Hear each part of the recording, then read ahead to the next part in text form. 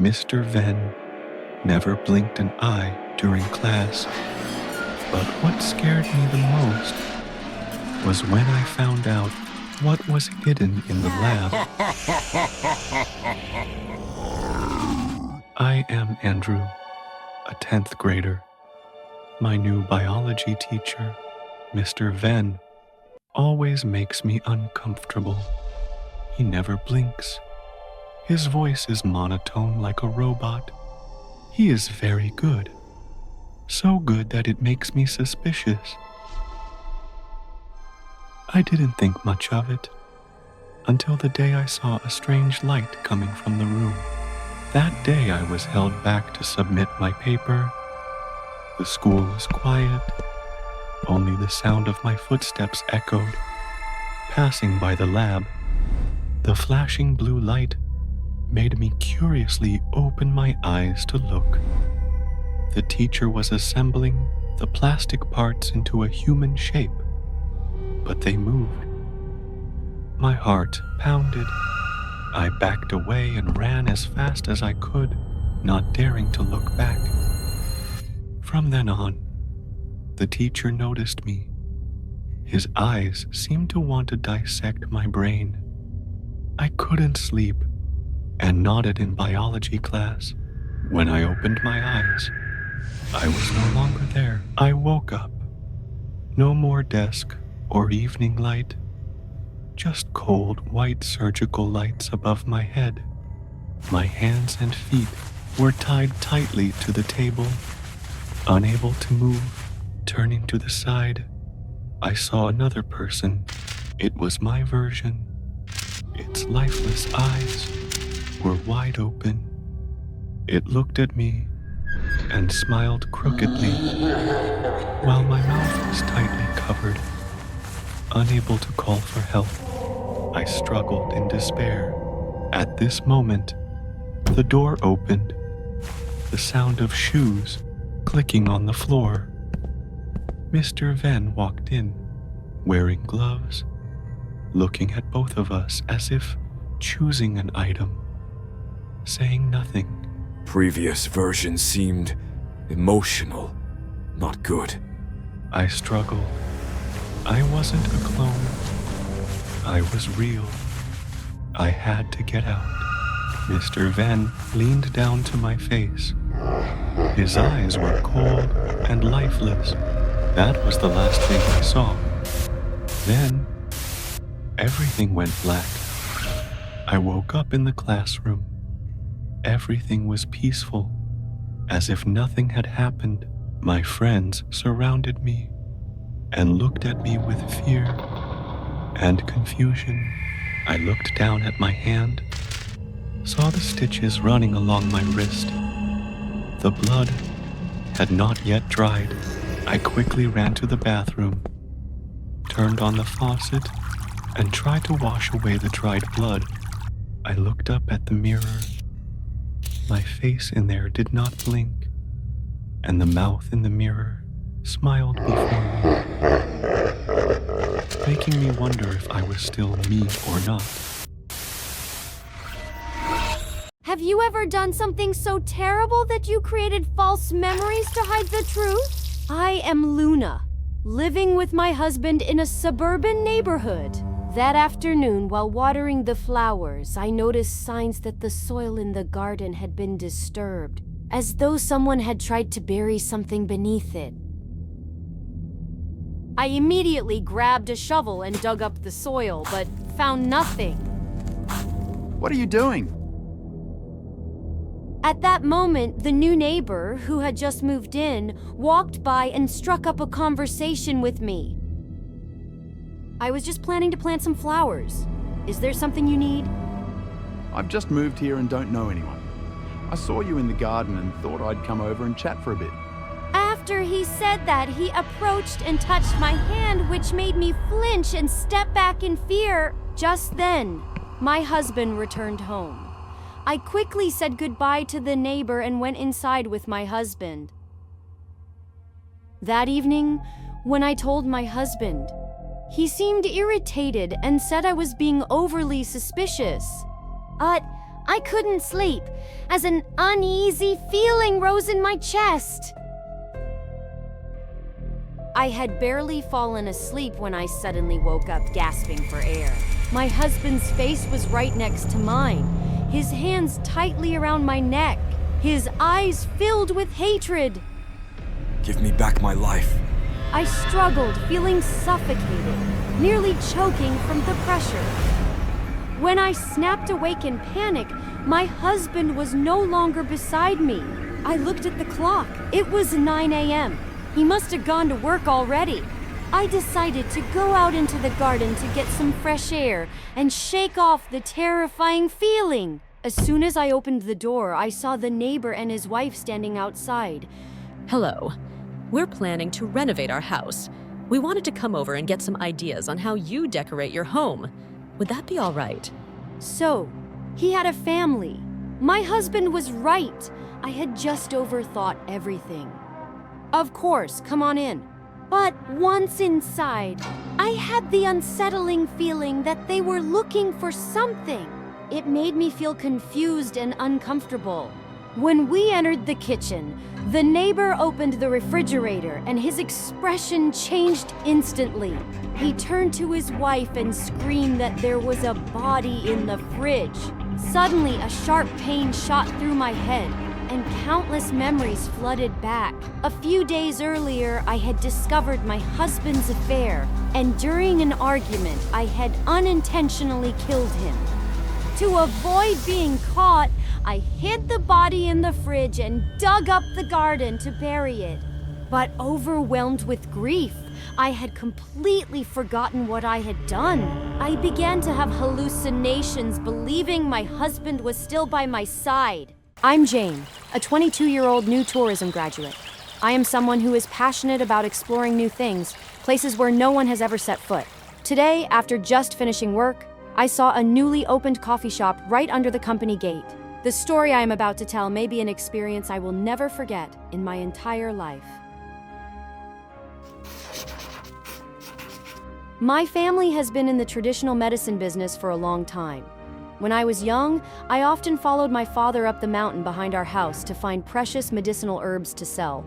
I still remember once my father told me that on the top of that mountain, there was an abandoned house. The house once had a person who committed suicide, and since then, that person's soul has haunted the place, never leaving. On a weekend, when I returned to my hometown to visit my family, I happened to run into Max, my middle school classmate.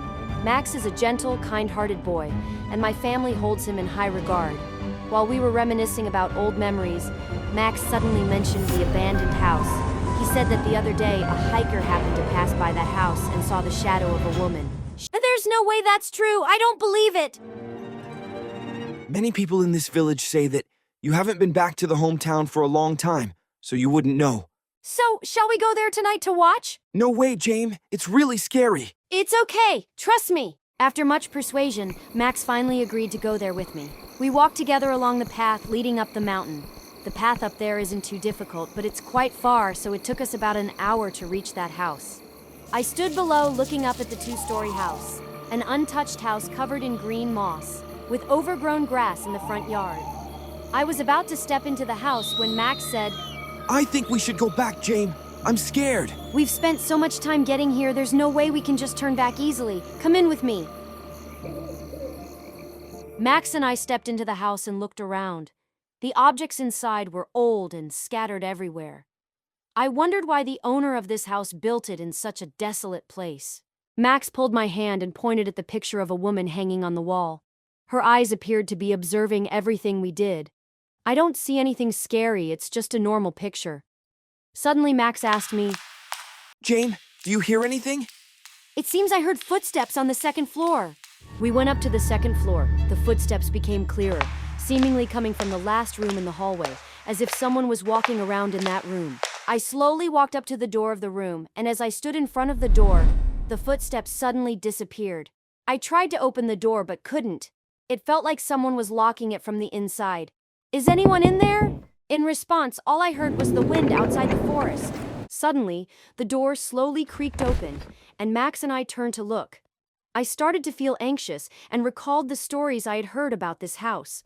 It was as if something compelled me to approach the door, and just as I raised my hand, a gust of wind blew, flinging the door wide open.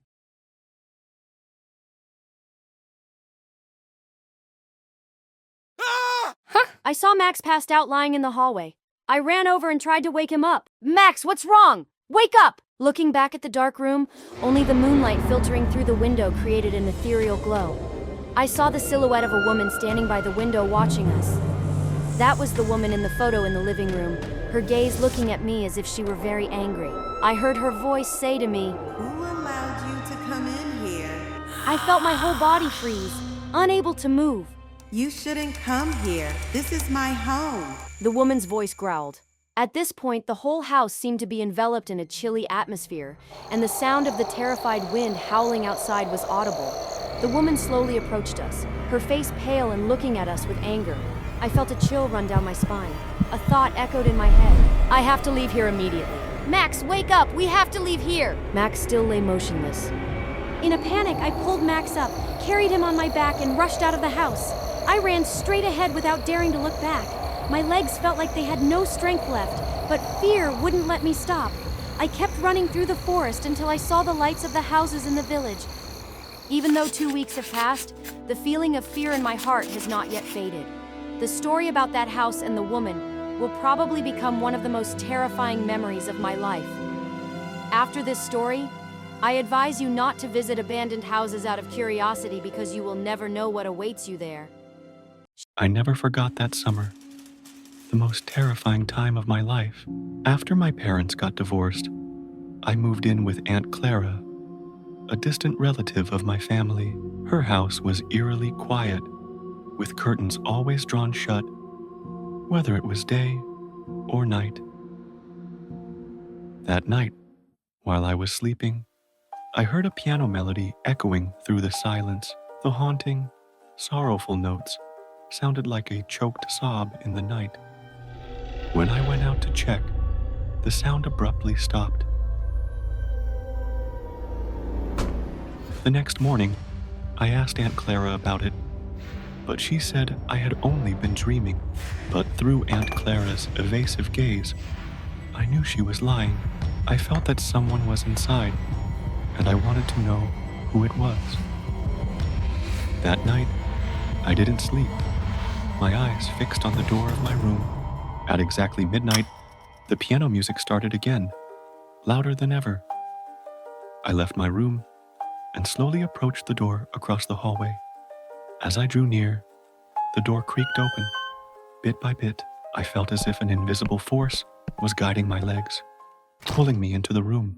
It was a dark bedroom, dimly lit by the pale moonlight spilling through the window. Beside the bed stood an old, dusty piano. The most terrifying part was that the keys were moving on their own, though no one was sitting there. Suddenly, I saw a girl in a worn white dress standing near the window. Her long hair covered her face, revealing only a twisted, pale smile. Come play with me. In an instant, my whole body was yanked toward the piano. As my fingers touched the keys, fragmented memories flooded my mind. A girl in a white dress, sitting at the piano on a grand stage.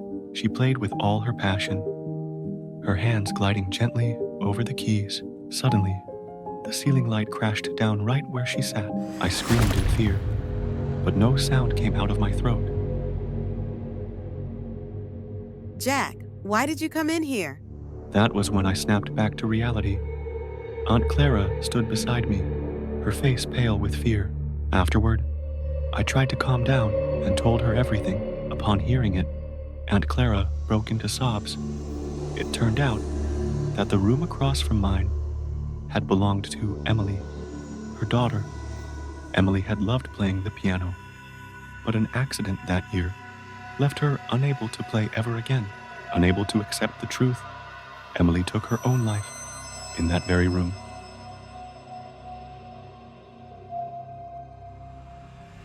Since that night, Aunt Clara locked the room tightly and never let me enter it again. But every night, the sound of the piano still echoed, achingly beautiful and filled with sorrow. I still vividly remember that night, gloomy, cold, and haunting. No matter how much I try to forget, it remains etched deep in my mind, like a knife carving into my flesh. I am Selena, 27 years old, currently working as a reporter for a prestigious newspaper. That night I worked later than usual. When I left the office, the digital clock flickered, displaying 11:47 p.m. The streets were sparse, the streetlights flickering as if they were about to go out, leaving thick patches of darkness covering the road. I quickened my pace, feeling a vague sense of unease, though I wasn't sure why. Suddenly I heard voices coming from the alley I had just passed. Please, don't kill me. I won't tell anyone. Please. I stopped in my tracks, slowly stepping toward the source of the voice, straining to hear what was happening. In the dim light, I saw a middle-aged man kneeling on the filthy ground, his trembling hands raised in a plea for mercy. Facing him stood a figure in a dark coat, his face hidden in the shadows. Then he pulled out a rope, looped it around the poor man's neck, and tightened it. His body thrashed violently before quickly going limp and collapsed onto the cold ground. No. I was frozen in place. As I instinctively stepped back, my foot accidentally kicked a glass bottle. The killer whipped around, his hollow, emotionless eyes locking onto mine. I turned and ran, my heart pounding violently in my chest. Footsteps thundered behind me, drawing closer. With trembling hands, I pulled out my phone, my fingers shaking as I dialed 911. There's a murderer. He's chasing me. I glanced back. He was gaining on me. Panicked, my heel caught on the uneven pavement, sending me tumbling forward. My phone flew from my grasp, skidding across the ground before cracking. I panted, my knee throbbing in pain, but I couldn't stop. With no other choice, I pushed myself up and limped forward, hoping the police could trace my call. I made a sharp turn into another alley, only to realize too late that I had run into a dead end. Trapped, I turned to face the killer. A smirk played at the corner of his lips. Go on, run. Do you really think you can escape? Stay back. I already called the police.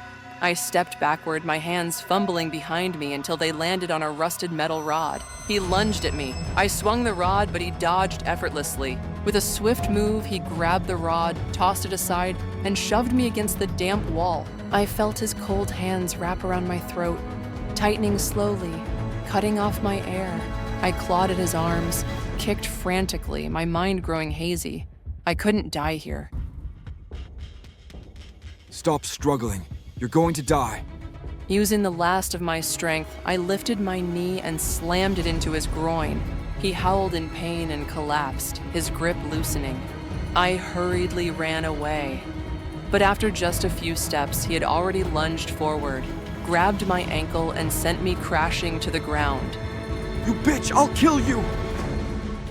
He staggered to his feet, raising the knife, his eyes bloodshot, his breath ragged like a wild beast. I couldn't die like this. I forced myself up and stumbled forward. Suddenly, a sharp, searing pain tore through my back. I froze, my body swaying. He wrenched the knife from my flesh, and the agony sent me crashing to my knees.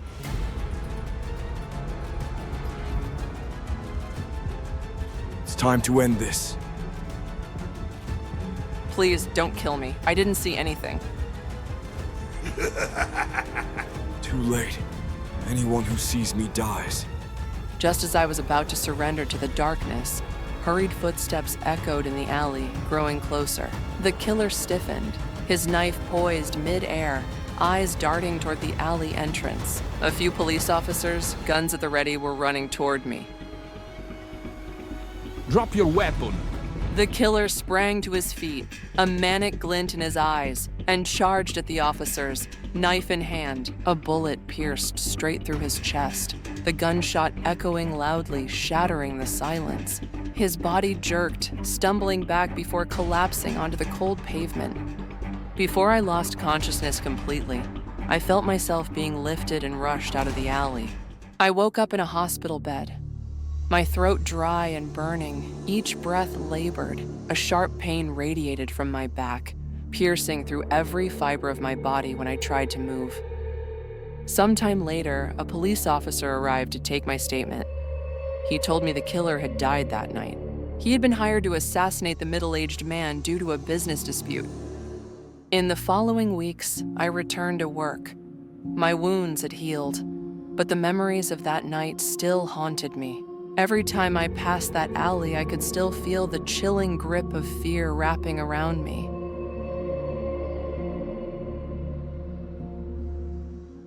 I could never forget the tense moment when I had to struggle with a murderer, and the truth about the person behind it all broke my heart.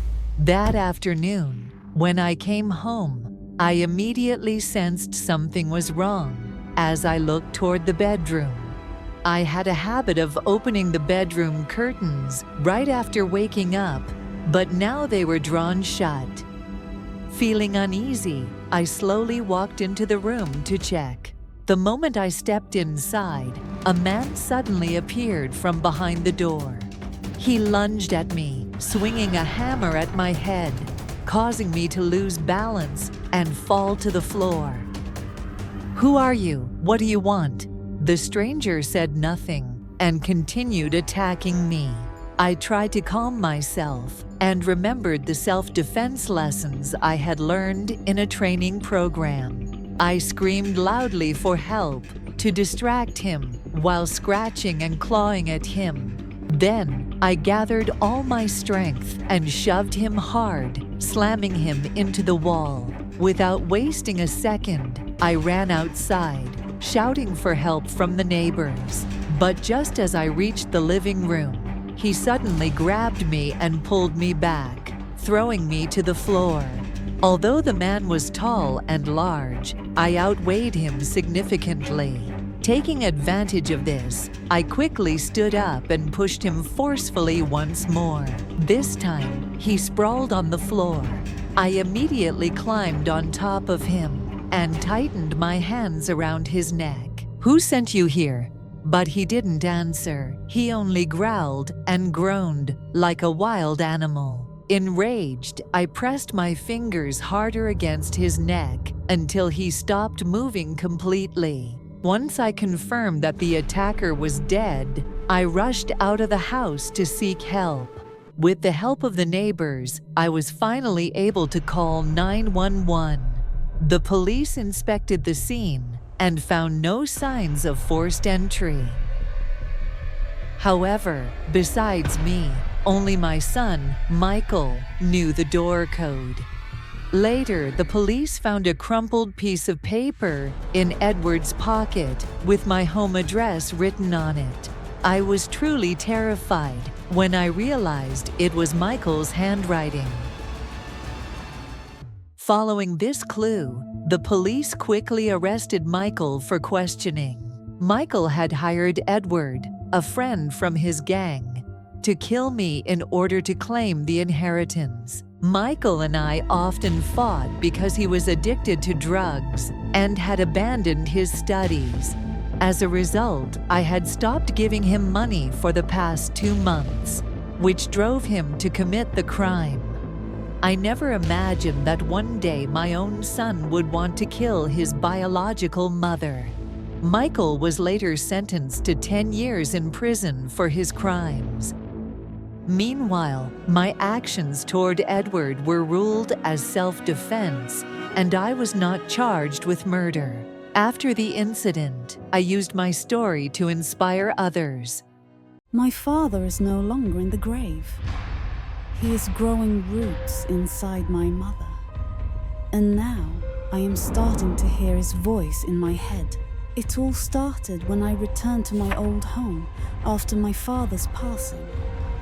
A trip that I had no idea would change the rest of my life forever. I am Lisa.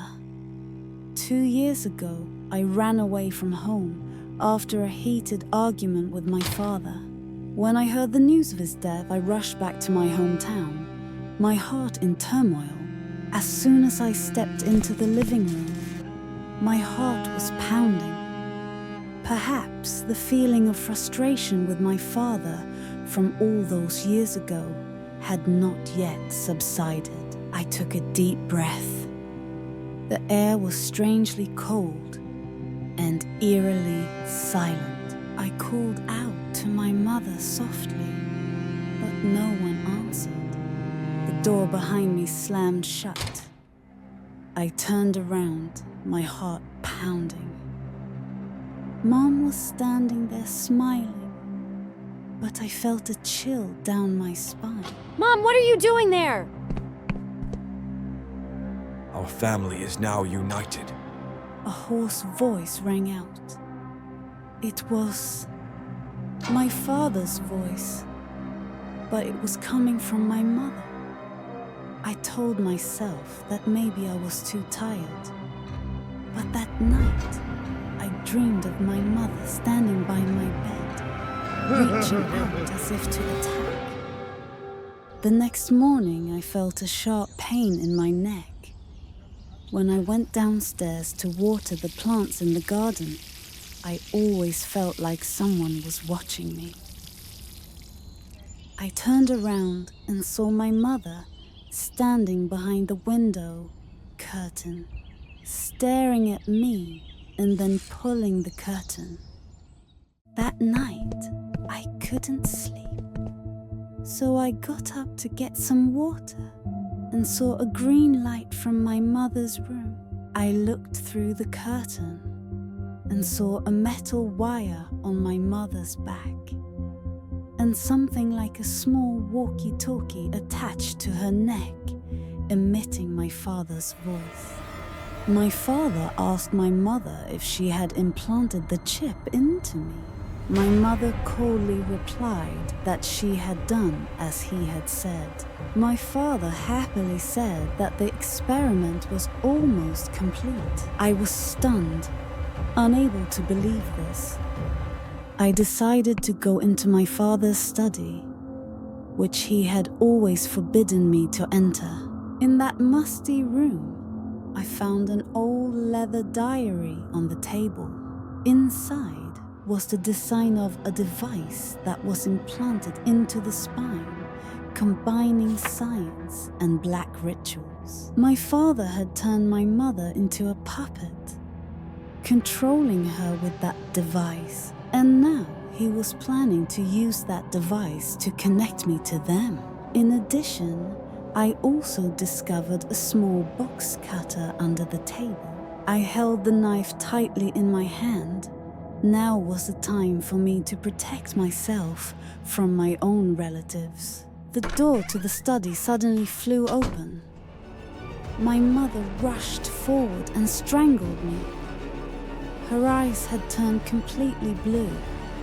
My father had taken complete control of her body. My mother's hand pulled out the cold metal tube that was about to be attached to me. I grabbed the knife and stabbed her hard in the back of the neck. I ran out of there and burned down my house. Although it was over, every time I looked in the mirror, I couldn't recognize myself. My father's eyes looked back at me through my own eyes. So the nightmare I had, the first night I returned home, wasn't a nightmare. Perhaps the most terrible thing in love is not being abandoned, but when he wants to keep you forever. I'm Bella, graphic designer, live alone, few friends, lots of deadlines, bored with relationships. Until I met Jay. Jay was my online friend. He was sweet, funny, and patient. We talked every night. But when he started asking strange questions, I started to feel scared. I immediately blocked him, deleted social media, turned off location. But I couldn't escape the feeling of being followed. That night, I took a shower to clear my mind. When I looked up, the words on the mirror, "You're in," had been written for a long time. making me extremely scared. But when I looked again, the words had disappeared. Before I could scream, a gloved hand covered my mouth with a cloth soaked in anesthetic. I passed out. When I woke up, I found myself tied to a chair. A strange, strong smell rushed into my nose, making me want to vomit. I was shocked when I saw Jay. He was the one who kidnapped me. He held a bottle of opaque liquid and said that he would keep my skin for decades.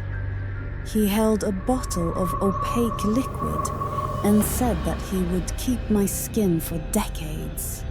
My eyes fell on 3 glass cases containing mummified girls in the corner of the room. Surely I would be the next work if I didn't escape from here. I was almost desperate.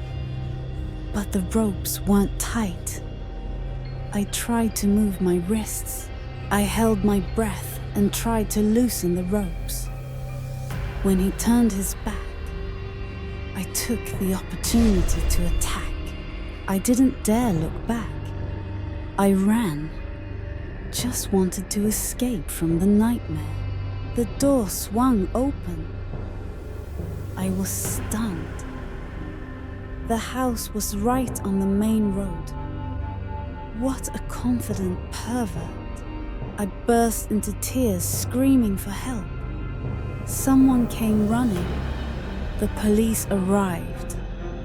They broke down the basement door. But Jay was gone. In the middle of the room was a transparent glass chamber. Inside was a 3D model of me. I left the city, lived anonymously, cut off all contact. But from that day on, every time the doorbell rang, my heart stopped beating.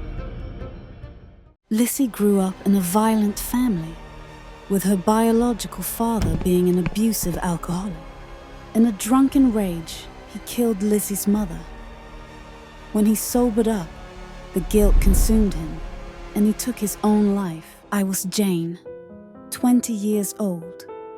Lizzie was my adoptive sister, taken in by my parents after her biological parents passed away. We grew up under the same roof, but Lizzie was always distant and withdrawn, no matter how hard I tried to get close to her. One day, my parents suggested a family trip, hoping it would help Lizzie heal after such a devastating loss. Where would my precious daughter like to go? I want to go to the beach. We haven't gone in so long, Dad. But I never imagined that a simple conversation would mark the beginning of a terrifying tragedy. That day, my parents attended a party and told us to prepare dinner ourselves. I planned to order food and wanted to ask Lizzie if she would like to eat with me. Lizzie, I'm ordering dinner. Do you want anything? There was no response. The door was unlocked, yet the room remained eerily silent. Hesitating for a moment, I pushed the door open, but Lizzie wasn't inside. It was my first time entering her room. Everything was neat and clean. My eyes landed on the desk, where an old diary lay neatly. On the cover, the word "die" was scrawled in bold red letters. A sense of unease rose within me, yet I couldn't stop myself from picking up the diary. Inside were grotesque, twisted drawings drenched in blood, horrifying and disturbing. Frightened, I quickly shut the book and tossed it back onto the desk. My heart pounded, my breath quickened. At that moment, I noticed another word carved deeply into the desk. Kill, with my name etched right next to it. My entire body froze. My breath became heavy. What was Lizzie trying to do? Suddenly, her cold voice rang out behind me. Jane, who gave you permission to touch my things? Startled, I turned around to see Lizzie's expressionless face staring at me. Lizzie, what is all this? Lizzie said coldly. I hate you. I want you dead. With that, she pulled a sharp knife from her pocket and lunged at me. I quickly dodged, but the blade still sliced deep into my arm, sending a sharp pain through me. Lizzie then kicked me hard in the back, making me fall onto the floor. She opened a drawer, pulled out a rope, and immediately pounced on me, pinning me down. Before I could react, my wrists and ankles were already bound tightly. Why are you doing this to me? I hate how happy you are. I hate your stupid, cheerful smile. She dragged the blade across my cheek, the cold steel sending a chilling sensation through my skin. Lizzie, please stop. Everyone loves you. Love! You have everything. Parents, vacations, attention. And me? I'm nothing but a discarded piece of trash. No, Lizzie. We all want you to come with us on the trip. Shut up! I don't need your pity. My pleas only fueled her rage. She gripped the knife tightly and stabbed it deep into my thigh. A searing pain shot through my body, and I screamed in agony. Lizzie's fingers tightened around the knife handle, preparing to drive it down with all her strength. I truly thought that would be the last moment of my life. But just then, my mother's terrified scream shattered the air. Looking towards the door, I saw my parents standing there, their faces frozen in horror. Lizzie, what are you doing? Lizzie, put the knife down. Don't come any closer or I'll kill her. In an instant, my father lunged forward, grabbing Lizzie's wrist and struggling to pry the knife from her grip. Lizzie suddenly bit down hard on my father's hand, making him yelp in pain and loosen his grip. Taking advantage of the moment, she broke free and turned towards me, eyes burning with madness. My father quickly grabbed her from behind, wrapping his arms around her tightly. She thrashed violently, screaming. Lizzie, my love, please stop. Lizzie suddenly froze, turning to look at my mother. Her grip on the knife loosened, and it clattered to the floor. Perhaps, at that moment, she remembered her biological mother, the only person who had ever truly loved her. After that day, my parents took Lizzie to see a psychiatrist. She was diagnosed with severe psychological disorders caused by past trauma, so she had to stay at the hospital for treatment. What Lizzie did to me was painful, but I never once hated her. In fact, I felt even more sorry for her. I only wished for our family to be whole again someday. I recently moved into an old apartment building in Vienna. Though the infrastructure is a bit run down, I didn't mind too much. It's quiet here, which matters to me. I'm a writer. My work is sensitive to noise. It easily breaks my thought flow. The apartment next to mine belongs to Elisa, a very friendly single mother.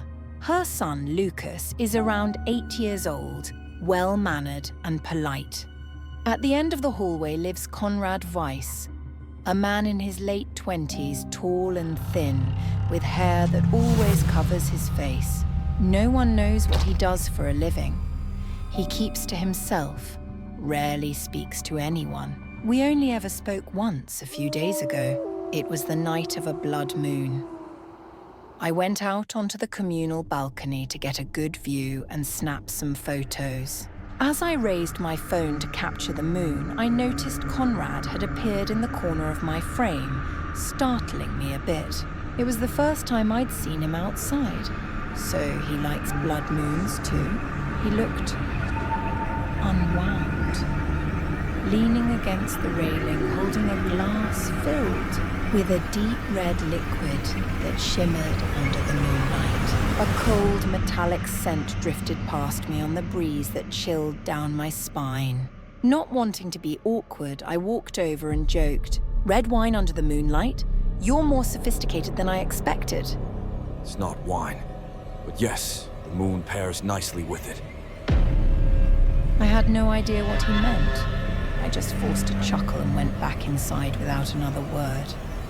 A few weeks after I moved in, the city was shaken by a string of strange deaths.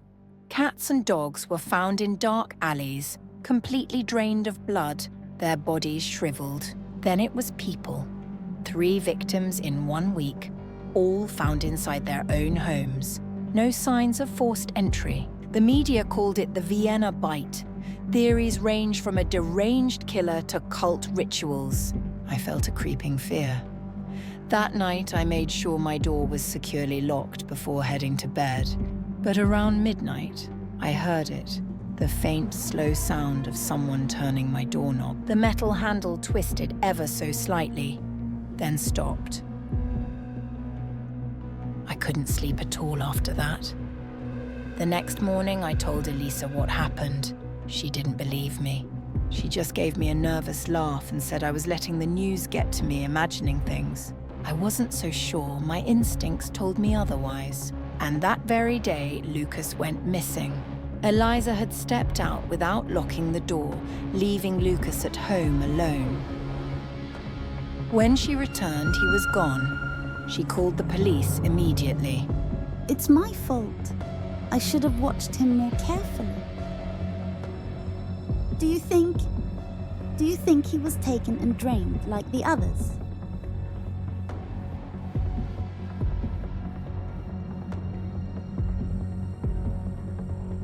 Drained? Something stirred in my gut. When the police arrived, I told them to check Conrad's apartment. They broke down the door, and what we saw was a glimpse of hell. Dozens of blood bags, jars of organs floating in strange fluids, a notebook filled with detailed entries on each victim, and in the center of the room, a bed. Lucas was there, unconscious but alive. His mouth was taped shut, his wrists and ankles bound. Thank God he was still breathing. In the inner room, they found Conrad. He was asleep, standing upright in a coffin, arms folded across his chest. Conrad was arrested. He showed no remorse. He was diagnosed with paranoid delusions. He claimed to be a vampire, said he needed to consume blood to prevent his body from decaying. He had killed others before moving to our area. Eventually, he was sentenced to life in prison. It's a fitting end. After that, Lucas suffered serious psychological trauma. Elisa decided to move away to get better care for him. He stopped talking to me the way he used to. His eyes seemed deep, hollow.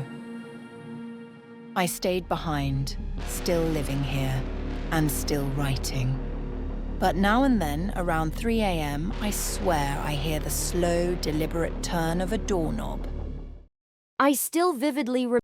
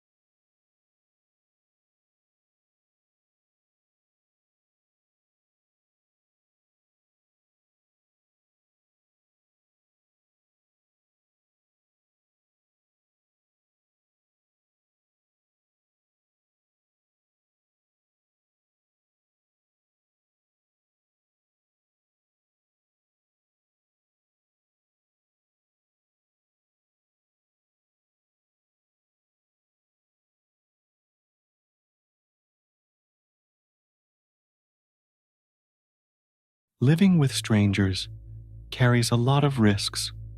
I almost lost my life just because I decided to live with a stranger. I am Neo, 23 years old, and I had just moved into a small apartment near my workplace. Because I wanted to save costs, I posted an ad on Facebook looking for a roommate. Not long after, a guy named Justin contacted me. He seemed cold and quiet, but I thought that would help avoid trouble, so I agreed to let him stay. Although we lived in the same apartment, Justin and I rarely ran into each other. During the day, he always stayed in his room with the door closed, only going out in the evening and usually returning very late at night. One night, I was thirsty, so I went to the living room to get a drink. I saw Justin coming back, holding a black plastic bag, and there was a long scratch on his face that was still bleeding. I asked Justin with a surprised tone, Why are you back so late? What's wrong with your face? Justin looked at me coldly and said, It's okay. I had something I needed to do. Justin gave me a curt reply and quietly walked into the room. I found him a bit puzzling, but I didn't pay much attention. The next evening, Justin hurriedly left, but his door was still ajar. I stood up to help him close the door, but suddenly smelled a stench like blood.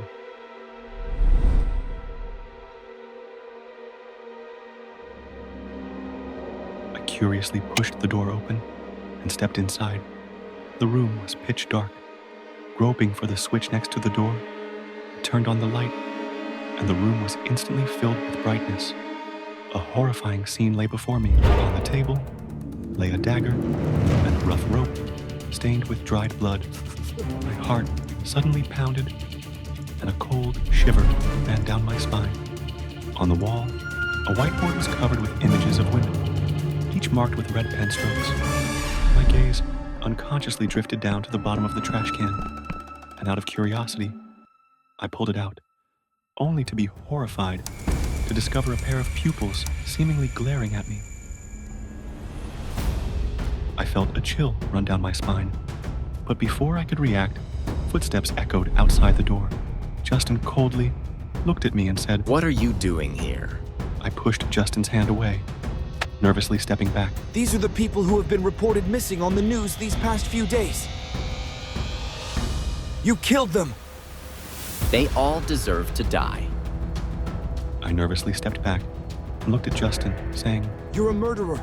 I'm calling the police. Justin smirked coldly. Then let's see if you can get out of here. He suddenly delivered a strong kick to my stomach. My whole body was thrown back, staggering before I felt hard. My back, hitting the edge of the table, accidentally brushed against the knife on the table, and I hurriedly grabbed it and lunged towards Justin. But he quickly seized my wrist and tightened his grip.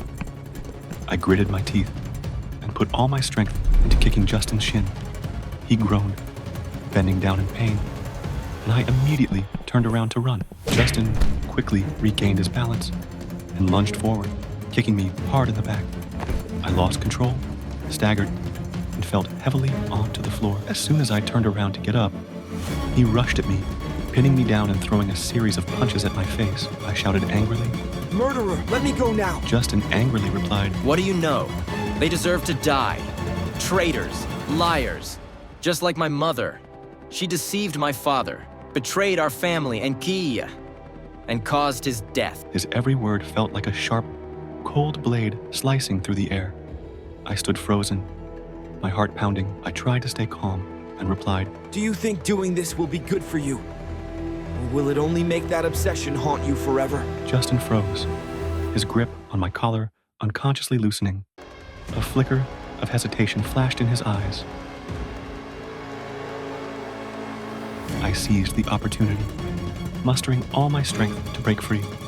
I shoved him aside, desperately trying to escape his grasp, but Justin quickly caught on to my intention. He reached out and grabbed my ankle, sending a sharp pain shooting through my calf. Horrified, I realized that the blade in his hand had pierced deep into my flesh. A searing pain spread through my body, forcing me to collapse. Justin glared at me and said through gritted teeth, I didn't want to kill you, but you already know too much. He tightened his grip on the knife, slowly stepping toward me. My heart clenched, and my breath grew unsteady. I looked at him in fear and pleaded, Justin, stop before it's too late. Justin looked at me with disappointment and said, I can't turn back anymore. Just as the blade was mere inches from me, the door suddenly burst open. Police stormed in, their guns aimed directly at Justin. A police officer aimed his gun and shouted, Drop the weapon! Hands up now! The police rushed in, handcuffing Justin before dragging him out of the apartment. His face was pale, and his empty eyes glanced over me one last time. My breath was still unsteady, my heart pounding wildly in my chest. Just a few seconds later, and I might not have existed in this world anymore. Everything had finally come to an end, but my heart still felt heavy. It was like a nightmare I couldn't escape from. After 5 years as a delivery worker, I never thought a single order could cost me my life. That night, close to midnight, I received an order for 2 servings of chicken rice. The delivery address was a house on the outskirts of the city. Even though I had a bad feeling about it, I had not received a single order all day, so I gritted my teeth and accepted it. When I arrived, I saw an old, desolate house standing alone in the middle of the woods. A cold gust of wind blew against me, sending shivers down my spine. I knocked on the door, but no one answered, so I took out my phone and called the customer. The door is unlocked. Bring it inside. I hesitated, but pushed the door open. The musty smell immediately filled my nose, making me grimace. The air inside was cold, as if no one had lived there for a long time. I have your delivery. Is anyone here? At that moment, the sound of a knife chopping down on wood, thick, heavy, and sharp, resounded from a room inside. I jumped, my heart pounding. Carefully, I tiptoed toward the door, and the scene before me made my stomach churn. A man was chopping a human arm. On the table, severed body parts were laid out in pieces. I screamed in terror. The thick, metallic scent of blood choked my throat, and I collapsed onto the floor. You harmed someone. I have to call the police. Stay and help me, or I'll put you on this table next. My entire body froze at his words. Fear forced me to turn back and help him pack the body parts into black bags. Each time my hands touched the cold, lifeless flesh, it felt as if thousands of insects were crawling over my skin. After we finished cleaning up, he ordered me to dispose of the black bags. Trembling, I carried them to a deserted riverside, tossing each one into the water before hurrying away. But as soon as I turned around, the man was already behind me, gripping a knife tightly, his cold eyes staring into mine. You did well, but you still have to die. I did everything you asked. Please let me go. Let you go? You've seen everything. You can't live. I promise I won't tell anyone. Just let me go. The only way to keep a secret is to take it to the grave. With that, he lunged at me. I dodged just in time, the blade grazing my arm and burning my skin. Enraged, he raised the knife again, his grip tightening as he thrust forward. On reflex, I grabbed his wrist, stopping the blade just inches from my face. His strength was terrifying. I used all my force to shove him back, making him stumble. Seizing the moment, I grabbed a rock from the ground and hurled it at his head. He cried out in pain, clutching his head as he staggered.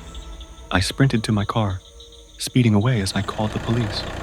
But by the time they arrived, the man had disappeared without a trace. A few days later, I returned home only to be greeted by a horrifying sight. A bloodied human arm lay in the middle of my floor. On the wall, a message was scrawled in dark red blood. You will have to disappear. Did you really think you could escape me? I spun around, locking eyes with the man. He aimed a gun at my head. Please, I'll give you anything you want. I want your life. In that instant, I grabbed his wrist, struggling to wrestle the gun upward. A gunshot rang out. The bullet struck the ceiling, sending dust falling around us.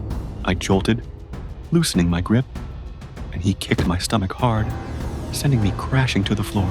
I tried to push myself up, but before I could, his heavy foot slammed down onto my chest, pinning me against the cold tiles. Don't waste your strength. You won't escape. At that moment, my hand brushed against my phone in my pocket. Without hesitation, I yanked it out and hurled it at his face. With every ounce of strength left in me, I scrambled up, shoving him aside as I dashed toward the door. But before I could get far, a gunshot rang out. A searing pain shot through my leg, and I collapsed onto the floor. You little rat. Let's see where you'll run now. I refused to give up. Gritting my teeth, I crawled forward. Another shot rang out, piercing my other leg.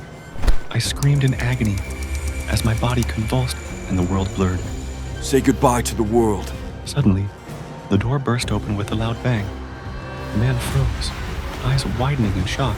Before he could react, a bullet shot straight into his chest. Dark red blood slowly spread across his shirt. Police officers swarmed in, surrounding the house. I exhaled shakily, my body going limp as I shut my eyes in relief. It was finally over. I was rushed to the hospital, my legs soaked in blood. Though the killer was dead, the memory of that night haunted me every second of my life. The images replayed in my mind like a never-ending horror film with no escape. Adam was born with prosopagnosia, face blindness. He couldn't recognize people's faces, not even his own. Instead, he identified them by their voice, hairstyle, or clothing. At this moment, Adam was on his way to a date with his girlfriend.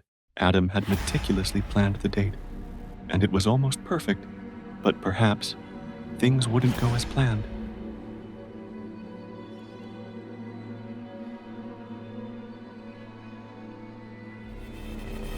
I'm sorry. My face blindness hinders the investigation. It's okay, don't worry too much. Just stay calm. Good evening, sir. I'm his girlfriend. Good evening, lady. So, we'd like to meet you at the station later for a more detailed statement. Adam, are you okay? Lisa, I'm so sorry for ruining our date. It's fine. Let's go home. Today has been overwhelming enough.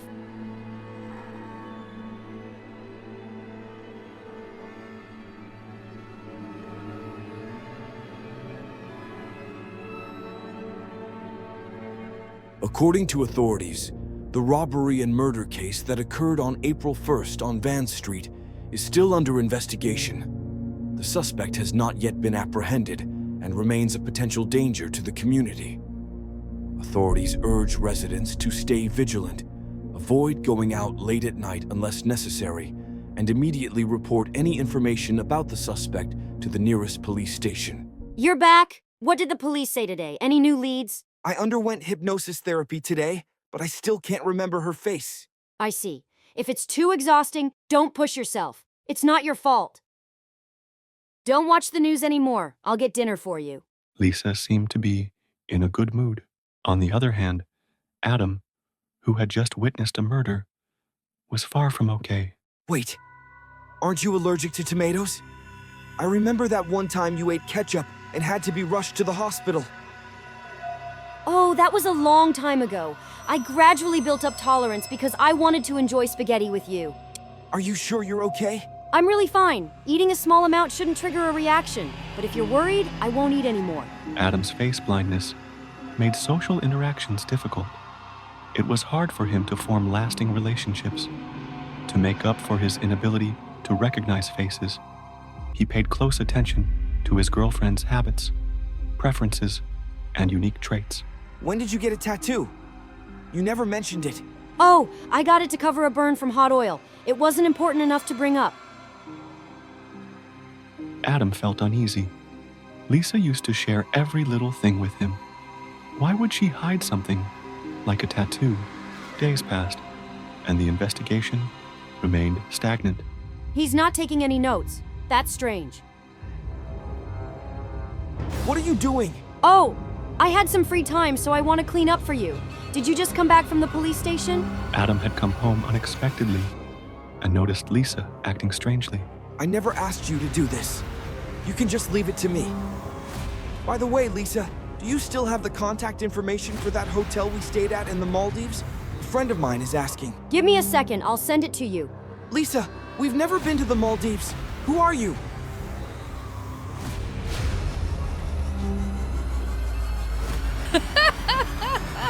You figured it out faster than I expected. I'll have to kill you sooner than planned.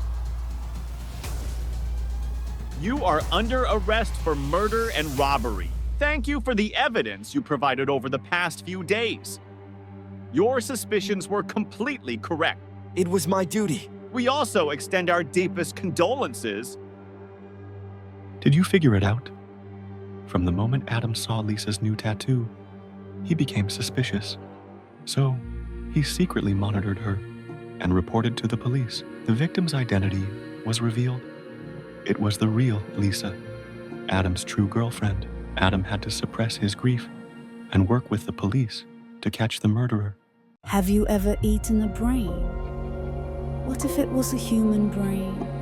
The story I'm about to tell will haunt you. That night, Lisa and her husband Mark stopped by a barbecue restaurant for a late-night meal. The owner, a thin, gaunt-looking man, handed them the menu. Suddenly, Mark felt unwell and wanted to use the restroom. Just as Mark reached the restroom door, he accidentally bumped into the owner, who was just stepping out. The collision caused a bag to slip from the owner's hand and fall to the floor. Out of the bag rolled a woman's severed head. Her skull had been hollowed out. Before he could react, the owner pulled out a knife and stabbed Mark in the chest, causing him to collapse. Meanwhile, Lisa began to worry when Mark hadn't returned.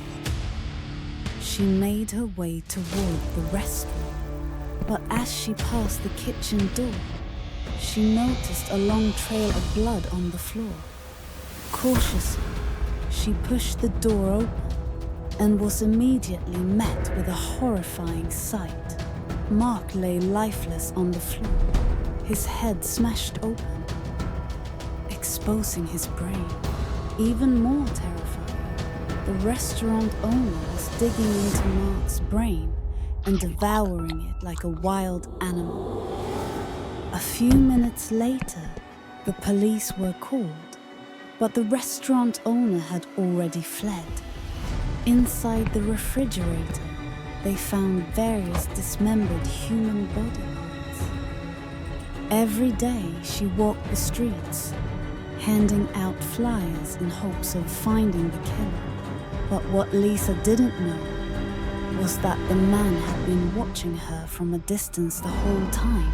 One evening, Lisa walked wearily along a deserted road leading home.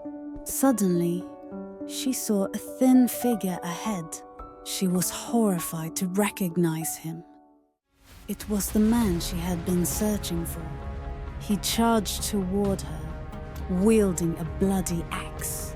Lisa tried to run, but the man quickly caught up and struck her in the back with the axe. At that moment, the police rushed in from a distance and restrained him. It turned out they had been secretly following Lisa, anticipating that the killer might return to harm her. According to the investigation, the man's name was Joe. He had previously served 5 years in prison for theft. After being released, no one would hire him. So he decided to open a small restaurant. However, his business struggled, and there were always few customers. Under immense pressure, Joe stayed up late frequently, which led to severe migraines. One day, he heard an old woman mention the phrase, "You are what you eat. You are what you eat," meant he needed to eat human brains to heal. So Joke began hiring chefs with high salaries to lure young men. When the man least expected it, Joke smashed his head with an axe and ate his brain. Convinced that eating human brains was secure, Joke continued. In the end, Joke received the highest sentence, the death penalty. Have you ever had hair extensions? My friend tried it once and it became her nightmare. This is Lucy, my best friend. Since that incident, she never dared to grow her hair long again. The story began when we were in our sophomore year of university. One day, Lucy and I were walking down the street when we were drawn to a small hair salon. The atmosphere inside gave me an inexplicable sense of gloom. The walls were adorned with photos of many girls sporting different hairstyles. My eyes stopped on a picture of a girl with unevenly chopped short hair, smiling at me. I was horrified and stepped closer to stare at it. What's wrong? I pointed at the picture for Lucy to see. But when I looked again, it was just a girl with a neat short haircut. Those are all our former customers. You can also choose a style like theirs. Their hair looks so beautiful and natural. Of course, all the wigs here are made from real hair. You can check the samples over here. She led us to a shelf displaying various wigs. Sophia, this really is real hair. It feels completely different from the ones in other salons. She carefully browsed through the options before deciding on a long, silky wig. As I touched the wig Lucy had chosen, I suddenly felt a chill run down my spine. A faint yet distinct smell of blood mixed with perfume wafted into my nose. I was about to warn Lucy, but the salon owner quickly ushered her into a chair to begin the extension process. That night, after getting the extensions, Lucy started having strange dreams. In her dreams, she saw many people standing at the foot of her bed, repeatedly whispering. Suddenly, a girl rushed toward her, holding a pair of scissors and frantically cutting Lucy's hair. Give me back my hair. Give me back my hair. The nightmares kept repeating, leaving Lucy increasingly terrified. Many nights, she felt as if someone was yanking her hair from behind, even though she was alone. One day, I visited Lucy's place and found her sitting in front of the mirror, brushing her hair repeatedly. With every stroke of the brush, strands of hair kept falling onto the floor. Lucy, why is your hair falling out so much? It's not. I feel like I have even more hair now. Look at the floor! Only then did Lucy panic. She ran her fingers through her hair and a large chunk fell out, tangling in her hand. She turned to the mirror, horrified to see her hair in uneven patches, some short, some long. A chill ran down my spine. I couldn't believe what I was seeing. The next morning, we rushed back to the salon to have the extensions removed. But when we arrived, we were stunned. The place was crowded with people, gathered to witness something shocking. Excuse me, what's going on here? I heard the owner of the salon kidnapped people, cut their hair to sell, and then killed them. At that moment, the police escorted the salon owner out of the shop. She flinched slightly when she saw us, then quickly averted her gaze. As the crowd gradually dispersed, I looked into the shop and was horrified to see my own picture hanging on the wall. But the photo had been altered. Someone had deliberately changed Lucy's face. Lucy, when did you take this picture? I never took any photos here. After that day, Lucy's behavior changed drastically. She would sit blankly in front of the mirror, then suddenly grab a pair of scissors and frantically chop off her own hair. Lucy now looked exactly like the shadowy figures she had described from her nightmares. From that moment on, I never saw her grow her hair long again. Though many years have passed, whenever we talk about it, we can't help but shudder. Have you ever left a bad review for an order? I never thought that a bad online review could drag me into hell. Hello, my name is Emily, 25 years old, a horror fiction writer for a renowned publishing company. I had written countless terrifying stories, but I never imagined that one day I would become the character in a real-life horror tale. It all started last month when I ordered dinner from a small, newly opened restaurant near my apartment building. Starving, I eagerly opened the food container, but the moment I did, a foul, nauseating smell hit me, making me rush to the bathroom to vomit. Even more horrifying, inside the container was something that looked like a decomposing human finger. Terrified, I immediately threw the food into the trash and left a 1-star review for the restaurant. I had no idea that this was just the beginning of a nightmare. Shortly after, I received a message from the restaurant owner. "I can refund your money, Kyle, but it will cost you your life in exchange." I shivered at the words on my screen. Was this some sick joke or a real threat? My building had no security, so if the restaurant owner really wanted revenge, he could come straight to my apartment. After thinking carefully, I decided to stay overnight in the room of Helen, my colleague who lived upstairs, to avoid trouble. I had a camera installed outside my door so I could monitor my apartment through my phone. Looking at the screen, I saw a tall man wearing black sportswear and a baseball cap standing in front of my door. I wanted to tell Helen, but she was too focused on texting someone, seemingly unaware of my distress. Suddenly, the man looked directly at the camera, mumbling something under his breath. A large, deep scar ran down his cheek, making him look terrifying. He licked his lips, smirked with satisfaction, and then made a throat-slitting gesture before turning away. I trembled as I stared at my phone screen. What was he planning? I turned to Helen and realized she had been staring at me the whole time. Her gaze gave me an eerie feeling, as if something sinister was about to happen. I forced a smile and asked, "Helen, is something wrong? Why are you looking at me like that?" Helen smiled slightly and said, "Oh, it's nothing." I nervously reached for my glass of water but accidentally spilled it on a notebook on the table. Hurriedly, I picked up the notebook to dry it, but a photo slipped out and fell to the floor. When I bent down to pick it up, my heart nearly stopped. In the picture was Helen smiling brightly next to the very same man who had stood outside my door. A horrifying realization struck me. Helen was the one who had recommended this restaurant to me. At that moment, there was a knock on the door. Helen glanced at me before standing up to answer it. Sensing that something was wrong, I quickly opened Facebook and secretly started a live stream before hiding my phone. Helen soon returned, followed by the man from earlier. I placed my phone on the table and looked at them in fear. "Helen, who is this?" Helen smiled slightly and said, "This is my boyfriend, the owner of the restaurant you rated 1 star. I stammered. "What do you mean? Did you plan all of this?"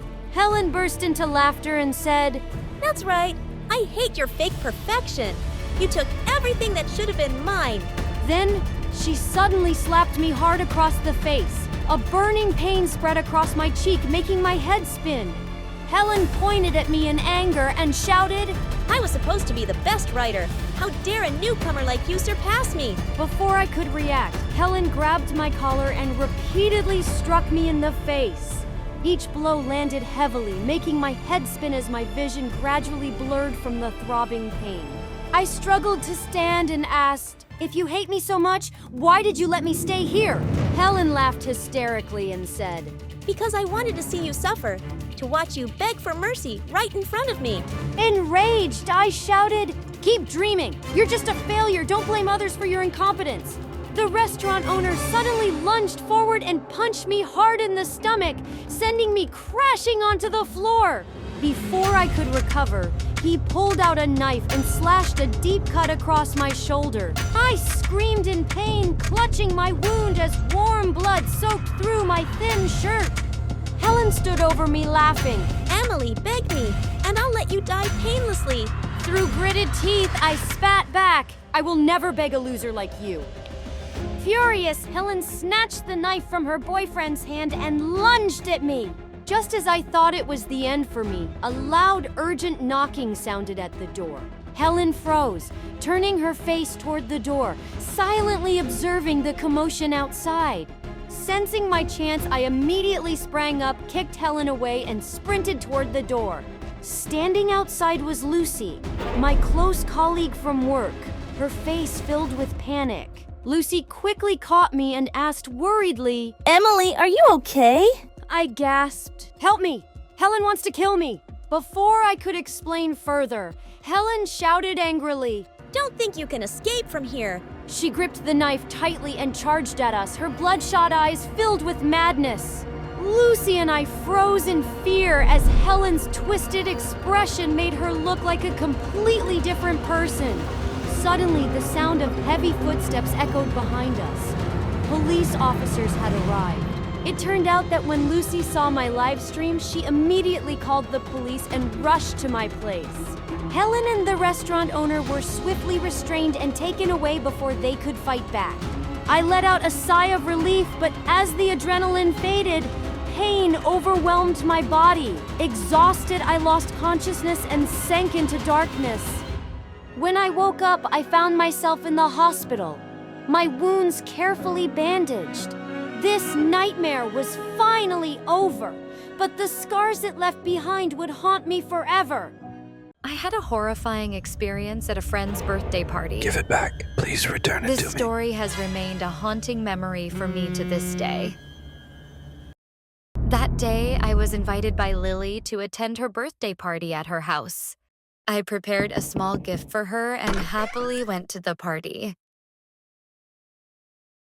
However, as soon as I entered, I felt that there was something strangely gloomy about the atmosphere. The air was somber, lacking the lively music of a typical birthday celebration. Lily chatted with me for a while before heading inside. She needed to put away the gift. At that moment, a limping man approached me and struck up a conversation. Hello, you're Lily's friend, right?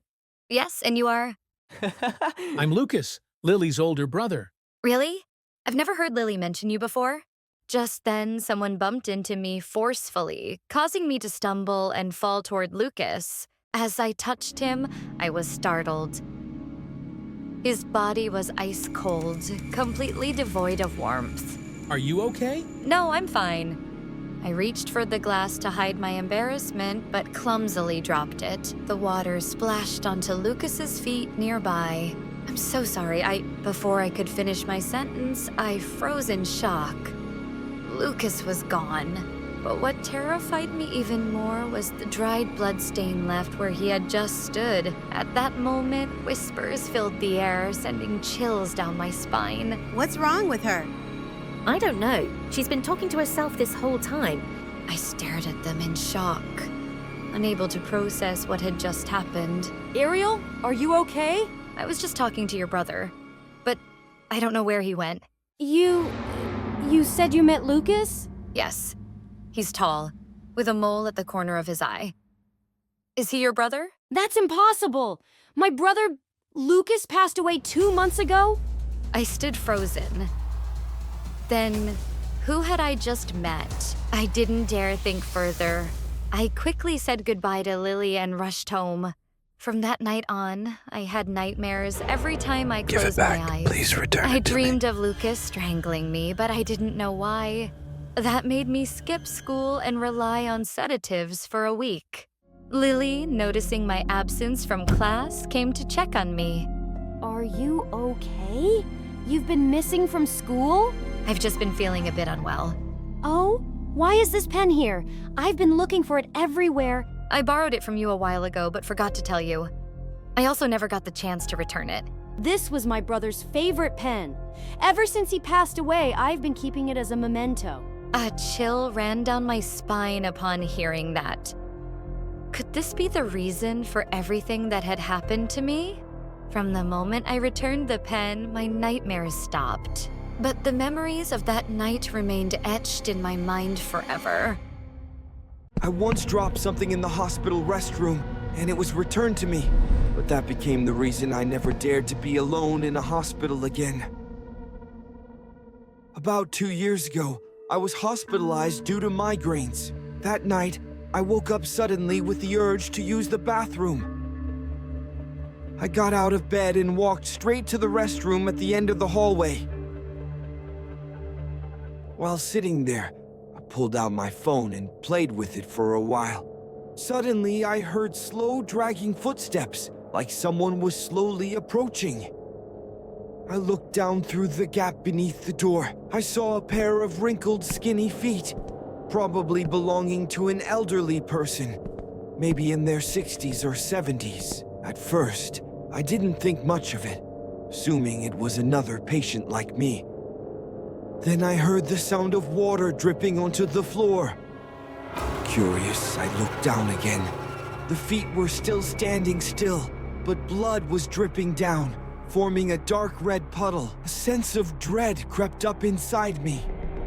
I quickly pushed the door open and stepped out, but I froze. There was no one outside, only a pool of blood where the person had been standing. The restroom light began flickering, flashing on and off. Terrified, I ran straight back to my room without daring to look back. Around 2 a.m., just as I was drifting off, I heard those dragging footsteps again, like someone slowly approaching. This time, I dared to crack my eyes open, my heart pounding in my chest. An old man, around 60 or 70, was slowly walking toward me. Young man, you left this in the restroom. Take it. I followed his hand with my eyes. God, it was my phone! Before I could even thank him, he had already turned to leave. I thought to myself how lucky I was that he had picked it up for me. The next morning, I searched all around the hospital to thank that old man, but couldn't find him. Finally, I asked the nurse when she came in to check on me. Excuse me, have you seen an elderly man, around 60 or 70, around here? There's only the old man in the room next to yours. But he passed away last night. Hearing that, I was stunned into silence. I didn't say another word to anyone. When I opened my phone, I discovered a strange photo taken during the night. It was a picture of me sleeping, with the old man standing beside my bed. He was staring straight at me with a grin that stretched from ear to ear. Right after that, I called my mom to pick me up immediately. I never wanted to stay in that terrifying place for even another minute. How long has it been since you last returned to your hometown? I recently went through a devastating return that left me scarred for the rest of my life. I am June, 27 years old. After a long time struggling to make a living in the city, I finally had the chance to visit my grandmother. As I approached her house, I saw a man in disheveled clothes hastily walking out from inside. I quickly approached and greeted him. Hello, sir. Did you come to visit my grandmother? The man hesitated and replied, Who are you? I smiled and responded, I'm Mrs. Smith's granddaughter. I came to visit her today. Is she home? The man stammered. I don't know. I didn't see her inside. Then he hurried away. I didn't think much of it and quickly entered the house, calling out, Grandma, I'm home. There was no response. I walked to the door, continuing to call, Grandma, where are you? I pushed open the door and stepped inside. The house was dark, with only a faint light seeping through the window. Furniture was scattered everywhere as if someone had rummaged through them. I rushed into my grandmother's room, only to be hit by a pungent metallic smell that made me dizzy. In a panic, I turned on the light and froze in shock. Dried bloodstains covered the floor. Terrified, my voice trembled as I shouted, Grandma! Grandma! Suddenly, a dog's barking came from the backyard. It was Tom. My heart pounded as I ran outside. Tom barked even louder when he saw me, scratching the ground furiously as if trying to tell me something. The soil beneath Tom's paws looked freshly dug. A chill ran down my spine. I hurriedly dug into the ground, my heart racing. Soon, my hands touched a black plastic bag. My hands trembled as I opened it, revealing a pair of frail, lifeless hands. I screamed in despair and collapsed onto the ground, tears streaming down my face. At that moment, Tom growled and barked fiercely behind me, his eyes fixed on something. I turned around and saw the man from earlier standing right behind me, gripping a sickle tightly in his hand. Terrified, I asked, Did you kill my grandmother?" The man snarled. You and your grandmother are such a nuisance. Let me send you to reunite with her. Panicked, I screamed, Is anyone there? Help me! I tried to run, but he quickly grabbed me and pushed me to the ground. With a cold voice, he said, There's no one around. Don't waste your breath. He raised the sickle and lunged at me, but suddenly, Tom bit his ankle hard, making him scream in pain. Seizing the opportunity, I got up and ran. But before I could get far, Tom's agonizing yelp echoed. Then everything went silent. I froze, trembling, and turned back. Tom's head lay lifeless on the ground, severed from his body. The man, limping, approached me, his blood-stained sickle still in hand. Panicked, I stepped back and tripped over a rock, falling hard onto the ground. Despite his injury, he moved quickly, closing the distance between us. Desperate, I grabbed the rock I had tripped over and threw it at him. The rock struck his forehead. He screamed in pain and staggered backward. I got up and ran toward the front of the house, where I saw two young men returning from work. I shouted at them, Help me, please! They turned around, startled, and rushed toward me with worried expressions. Just then, the man chased after me, raising his sickle high, ready to strike. The two young men quickly grabbed a bamboo stick from the roadside and rushed toward the man. One of the young men grabbed a bamboo stick from the roadside and swung it at the attacker's hand, knocking the sickle away. The other struck his leg, making him collapse. The man screamed in agony as they quickly restrained him and tied him up with a rope. We immediately called the police, who took him into custody. I was devastated to learn that he had broken into my grandmother's house to steal and then brutally murdered her, dismembering her body and burying it in the backyard. Even now, I still blame myself. If only I had returned home sooner, perhaps things wouldn't have ended this way. I used to love living alone because of the freedom and comfort it provided. But after the incident a month ago, that thought has turned into a deep fear in my heart. Hello, I'm Hannah, a 25-year-old office worker.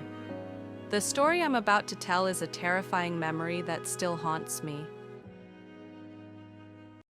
I used to walk to work because I lived nearby, but later, every time I returned home, I felt like someone was following me. One time, I caught a glimpse of a shadow behind me, but when I turned around, there was only a dark, empty alley. One day, while I was working in the living room, my phone rang, displaying an unknown number. Hello, who is it? Hannah, you look beautiful in that nightgown tonight. Who are you? What do you want? You'll find out soon enough.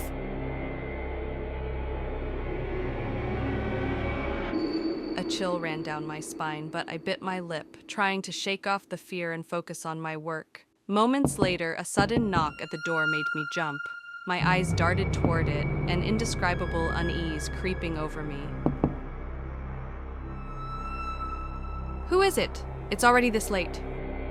I went to the door and looked through the peephole, but I didn't saw anyone, just a long, empty hallway. Unease settled over me, and I sank into my chair, unable to concentrate on work anymore. Suddenly, I heard the sound of a key turning outside. Someone was trying to break in. My heart pounded, and before I could react, the door swung open. A man stepped in, his cold gaze locking onto me. A large scar marked his eyebrow. It looked familiar, but panic clouded my thoughts. Who are you? The man didn't answer. He just walked slowly toward me, pulling a small knife from his pocket. Don't come here, I'll call the police. He ignored me and kept advancing. Out of fear, I grabbed a vase from the table and hurled it at him. The man slightly tilted his head and raised his hand to shield his face. Seizing the opportunity, I quickly grabbed the phone from the table and dashed straight into the bedroom. My hands trembled as I tried to dial the police. Outside, his heavy footsteps stopped in front of my door. I suddenly realized that the police couldn't arrive quickly enough, so I had to find a way to save myself first. I hurriedly rushed to open the window. It was late at night with no one on the street, only the dim streetlights flickering in the dark. The lock trembled slightly, then the sound of metal clinking echoed through the tense atmosphere. There was no time to hesitate. I dropped to my knees and crawled under the bed. Right after that, the sound of the door opening echoed as the man's footsteps entered, each step slow but steady. I held my breath, lying still and waiting, hoping he wouldn't notice. As the man moved toward the window, I seized the opportunity and bolted for the door. I dashed toward the main door, but before I could reach it, he grabbed my hand and yanked me back. My whole body was thrown hard onto the floor. A sharp pain shot through me. I groaned softly, trying to prop myself up with my hands, trembling as I crawled backward. Don't waste your energy. You won't escape. I suddenly recognized the familiar voice. He was the pervert who had just been fired from my company. I never expected he would target me this time. Luke the pervert, stay away from me.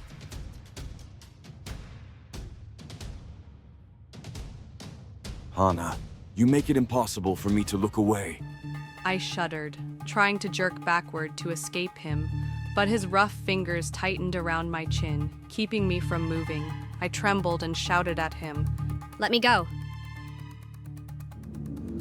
Don't rush, Hannah. We still have plenty of time. My gaze suddenly stopped on the shards of the vase scattered on the floor. I quickly reached out, trying to touch the nearest shard. I tightened the shard in my hand, took a deep breath, and suddenly swung it up to stab his neck. He clutched his neck in pain, loosening his grip on me in an instant. Without hesitation, I staggered to my feet and ran towards the door. Just then, the police burst in. I scrambled behind them, panting, my terrified gaze locked on Luke. I stood there, my breath still rapid, my heart still beating irregularly.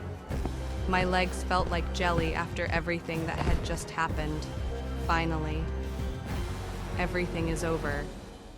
After that incident, I moved to another area to live with a friend, no longer daring to stay alone. I hope that after this story, you will be more cautious, especially the girls who are living alone. I almost lost my daughter when I entrusted her to someone who seemed to be a very good person. I am Ava, a single mother who had just moved to this small neighborhood with my 6-year-old daughter, Emily. My neighbor was a woman named Grace, an insurance saleswoman. She was very friendly and had a gentle smile. She often brought cakes and fruits to us as gifts. After some time living here, Grace and I became close. Seeing me struggle to juggle work and taking care of Emily, Grace offered to look after Emily for me. Grace shared that she had 2 children of her own, but they had both drowned when they were young. Being around Emily helped her cope with the grief of losing her children. For that reason, Grace advised me to buy insurance for Emily, just in case something happened. I didn't think much about it and agreed immediately. Because I trusted Grace so much, everything was fine until a few months later. That afternoon, I came home earlier than usual, but I didn't find Emily or Grace anywhere. Grace had left a note saying that she had taken Emily on a picnic by the lake on the outskirts of town. I called Grace several times, but no one answered. A sudden feeling of unease surged within me, as if something was about to happen. I rushed to drive out of town to search for them. The area around there was very desolate. Nothing like a place where people would go for fun. Suddenly, I heard the sound of a child crying in the distance. I had a bad feeling and rushed towards the sound. What I saw before me was horrifying. Grace was holding my daughter's head and pushing it under the water.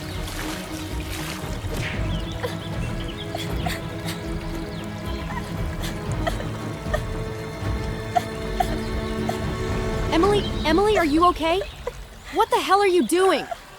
I was just playing with her. It's nothing serious. I'm calling the police. You're going to prison. After saying that, I quickly took Emily to the hospital and called 911. Later, Grace was arrested while packing her things to escape.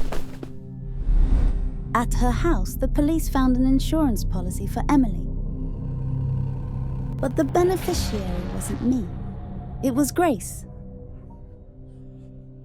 According to the investigation, Grace had a serious gambling addiction and was deep in debt. Using her knowledge of insurance law, she had planned to kill Emily to claim the compensation money.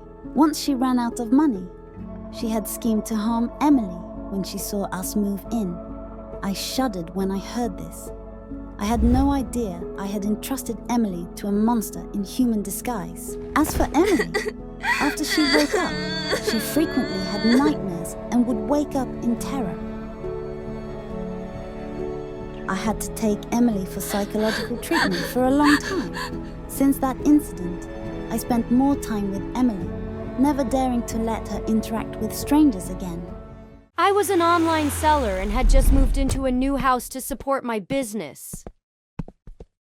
Luckily, I found a rather spacious house in a small neighborhood, and the rent was incredibly reasonable. During the first few nights living there, I was often awakened by the sound of scissors echoing from the next room. I thought to myself, could it be a thief? Summoning all my courage, I went out to check. But as soon as I opened the door, the sound disappeared, and the door to the other room remained tightly shut. Everything seemed normal, as if nothing had happened, so I tiredly returned to my bedroom. A while later, I was woken up again by the same sound, but this time it was louder and more urgent. A growing sense of unease crept over me, and my heart pounded in my chest. I got out of bed and went to the next room, but just like before, nothing seemed out of the ordinary. As I was about to close the door, I suddenly noticed a woman standing in the middle of the room. Her head bowed. She was holding a pair of rusty scissors, the blades dripping with a thick, dark liquid onto the floor. I stood frozen in the doorway, my legs glued to the ground, unable to move. Who are you? Why are you in my house? The woman didn't answer. Instead, she slowly lifted her face and it was no longer intact. Her mouth had been slit open all the way to her ears and deep scratches covered her face, oozing fresh blood. Terrified, I let out a scream, only to realize I was lying in bed with sunlight streaming in through the window. Was it just a dream? But the fear felt so real and cold sweat drenched my body. Unable to shake off my unease, I decided to call the landlord to ask about the woman. However, he dismissed my concerns, saying he knew nothing, before hurriedly hanging up. I had a gut feeling that he was hiding something about the history of the house. That night, the events repeated themselves, but this time, the sound seemed to be right next to my ear. Frightened, I squeezed my eyes shut, trying to block out the chilling noise. Moments later, the sound suddenly stopped, and I thought that perhaps it was finally over. But when I opened my eyes, I was horrified to see the woman floating above me on the ceiling, laughing eerily. Her face drew closer and closer, her icy breath sending shivers down my spine.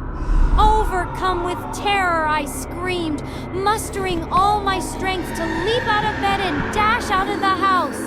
Her sinister laughter echoed behind me, following every step I took. That night, I booked a nearby hotel to stay in, desperate to get away from that cursed house.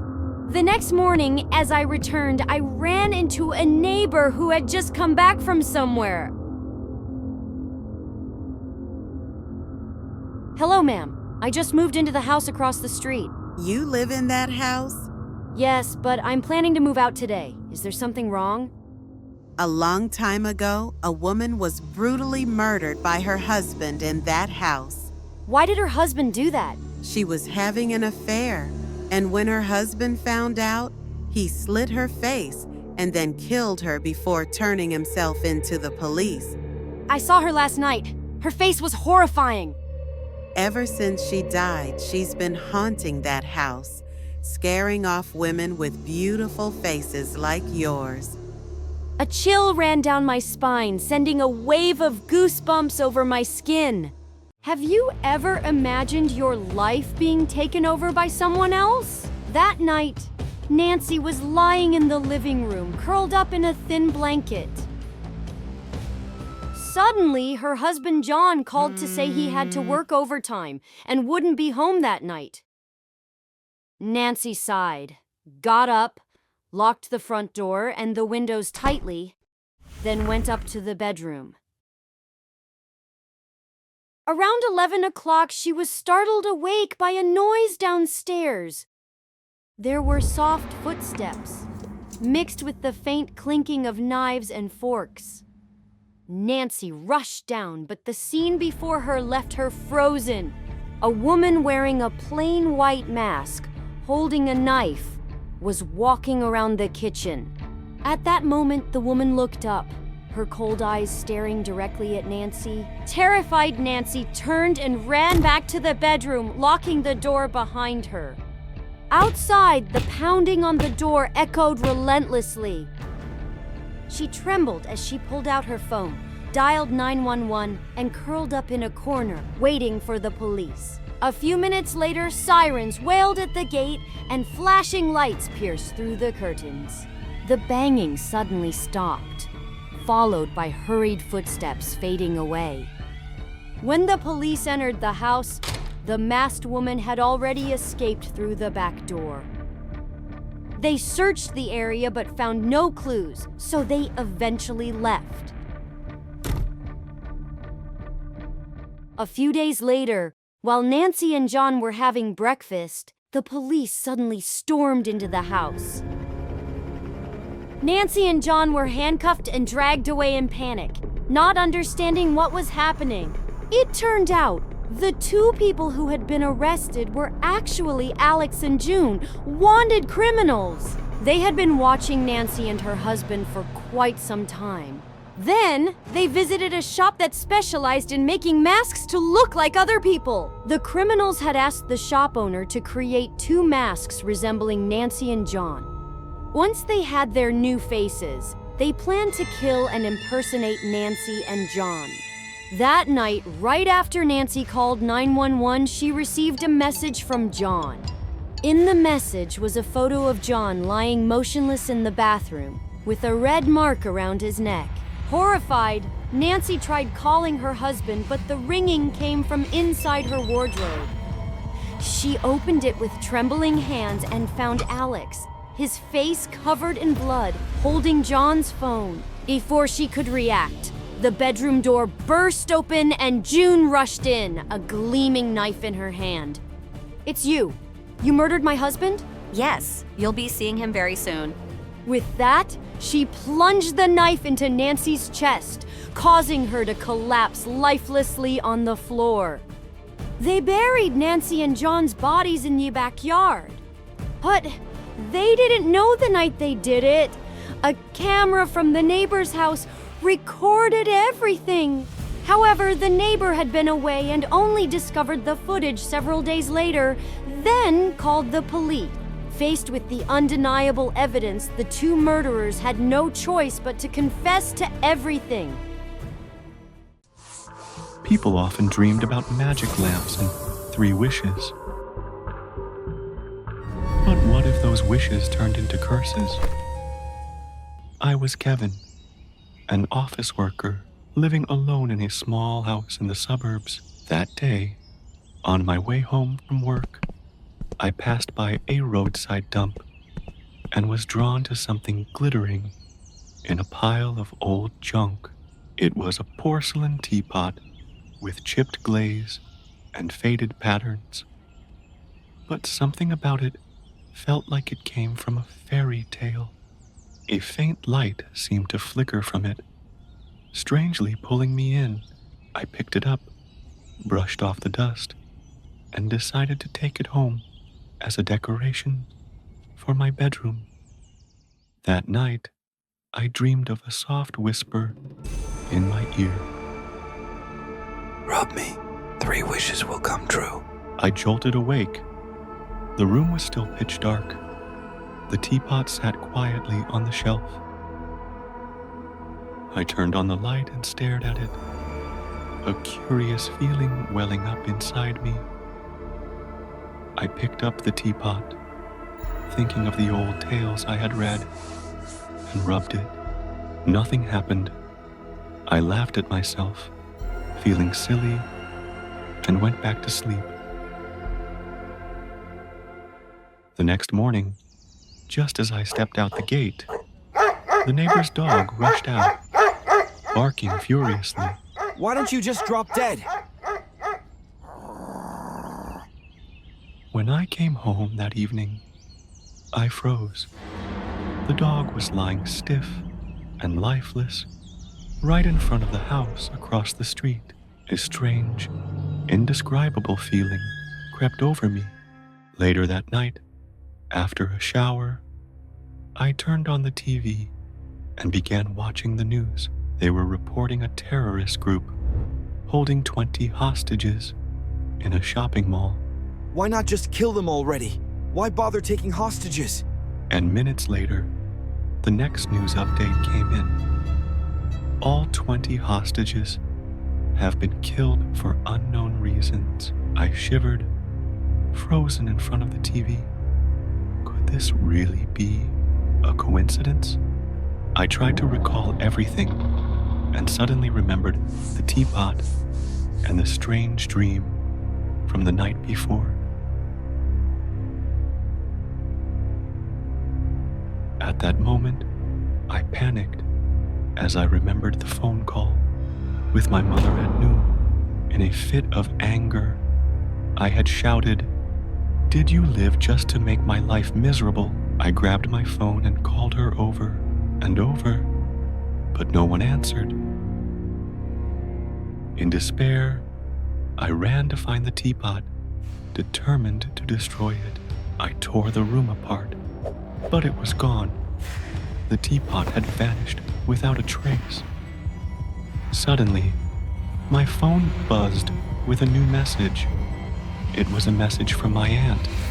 "Your mom is gone." On her stomach was carved, "Third wish." My best friend and I are going to a live show at a local bar tonight. The opening act is Julia Rose, an indie artist I love. Damn, it's already 7:10 p.m. Only 20 minutes left until the show starts, and my friend is still nowhere. He promised to pick me up at 7. Outside, I'm coming. Here am I. I hung up, grabbed my jacket, and rushed out the door. Sorry, traffic was a nightmare. We're gonna be late. Hurry up, or we won't get a good spot. Max, unfazed, said, "Trust me."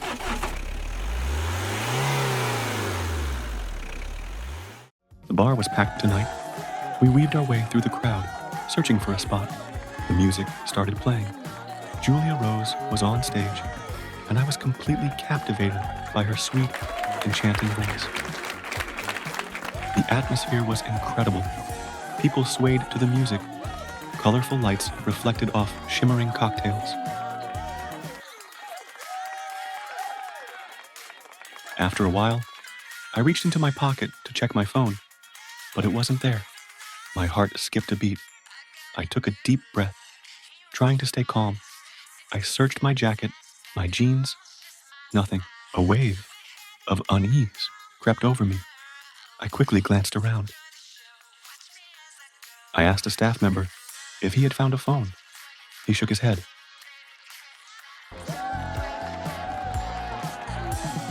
I ran to the restroom, pushing open every stall door.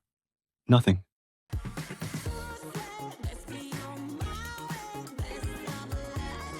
Hey, get over here! What's going on?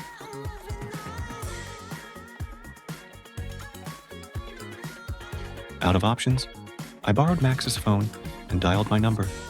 The call rang twice. I held onto a sliver of hope. Maybe someone would pick it up and return it. But when the call connected, instead of a voice, I heard a strange, low and eerie bip. The call was cut off. I tried calling again. This time, no one answered. The ringing continued until it stopped on its own. I kept trying, but it was the same every time. The unease inside me turned into a deep, creeping dread. Someone had my phone, and they had no intention of giving it back. After multiple failed attempts, I finally gave up and went home, feeling restless and uneasy. It was late. The streets were eerily empty. As soon as I stepped into my bedroom, ready to collapse onto my bed, I froze. My phone was sitting neatly on my bedside table. That's impossible. Besides me, there'd be someone else in this room. Did you often go to the library at night? I once had a terrifying experience staying there after dark. I was a sophomore majoring in education, a book enthusiast to the point of forgetting to eat and sleep. The university library was my paradise, a place where I could immerse myself in every word. But it closed too early, and the most precious books were not allowed to be taken home. One day, while wandering between the bookshelves, I discovered a hidden corner where the security cameras couldn't reach. A bold idea struck me. I pulled a book from the shelf, quietly slipped into the hidden spot, and held my breath as I waited. The sound of the library doors locking echoed, followed by the librarian's departing footsteps. I sighed in relief, thrilled as I opened the book and lost myself in my own world. Just as I was engrossed in reading, a faint sound like someone flipping through pages broke the silence. Is there still someone here at this hour? Cautiously, I got up and followed the sound, but the moment I got close, it abruptly stopped. Right then, a long, chilling whistle echoed from behind me. Under the dim moonlight filtering through the glass windows, I saw a pair of blood-red eyes staring at me. The eyes moved closer, revealing the figure of a young man with pale, ghostly skin. A shiver ran down my spine. Panicked, I screamed and turned to run. When I reached the library doors, I suddenly remembered they were locked. There was no way out. I collapsed to the floor, tears streaming down my face as I desperately cried for help. The young man appeared before me, his hollow eye sockets writhing with swarming insects. Those insects began falling onto my head, my arms. I shrieked in terror, frantically scratching at my skin to get rid of the writhing creatures. Just then, the flashlight flickered, and he vanished, leaving only the sound of rushing footsteps. My body trembled uncontrollably, my heart pounding as if it would burst from my chest. A security guard rushed in, hastily unlocking the doors and pulling me outside. Why are you here at this hour? There was a ghost inside. My entire body felt drained, the eerie sensation still clinging to me. The next day, as I sat in the cafeteria, my hands still trembled while holding my glass of water. Suddenly, Jane, a close sister figure to me, sat down across from me, her eyes filled with concern. What's wrong? You don't look well. Last night, I saw a ghost in the library. It was terrifying. Why were you in the library at night? It closes in the evening. Slowly, I recounted the entire story from the night before. She sighed deeply before revealing a chilling truth. 2 years ago, a young man had been pushed out of the library window by a group of classmates and died. But to protect the university's reputation, the school declared that he had taken his own life due to depression. The bullies escaped punishment thanks to their family's influence. After that incident, the school decided to stop allowing the library to stay open late. I haven't dared to return to the library since that night, but every time I pass by, I always feel like someone is standing inside, watching me. I was trapped in a room with no way out and didn't remember who I was, but the walls around me were telling the story of every crime I had committed. I woke up in a sealed room. No windows, no doors, only a dim light shone straight down from the ceiling, flickering as if about to go out completely. I didn't remember who I was, didn't know why I was here. No phone, no clock, and no one else in this room. I tried banging my hands against the wall, screamed, but there was no echo.